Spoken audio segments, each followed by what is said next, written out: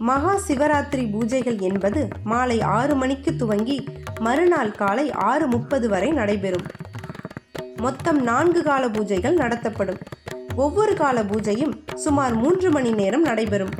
இந்த 4 கால பூஜைகளில் மிகவும் முக்கியமானது 3ஆம் கால பூஜைதான். இந்த 3ஆம் காலத்தின் முதல் 50 நிமிடங்கள் மிக மிக முக்கியமானது ஆகும்.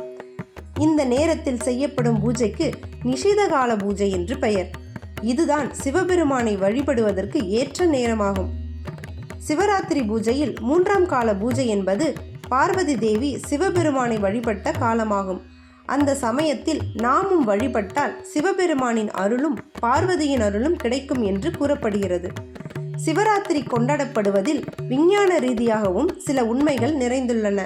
இந்த நாளில் சந்திரனின் நிலை மனித உடல் மற்றும் மனதின் ஆற்றலை அதிகரிக்கிறது என்பதால் தியானம் செய்வதற்கும் ஜபம் செய்வதற்கும் சிறந்த நாளாக கருதப்படுகின்றது. 108 என்ற எண்ணிக்கை கோள்கள், ரிஷிகள் மற்றும் பிரபஞ்ச ஒளிக்கதிர்களின் எண்ணிக்கையுடன் தொடர்புடையது. எனவே சிவராத்திரி அன்று ஓம் நமசிவாய என்ற மந்திரம் 108 முறை ஜபம் செய்து 108 தாமரை மலர் அல்லது விளக்குகளை வைத்து சிவனை வழிபடுவது மிகவும் நன்று.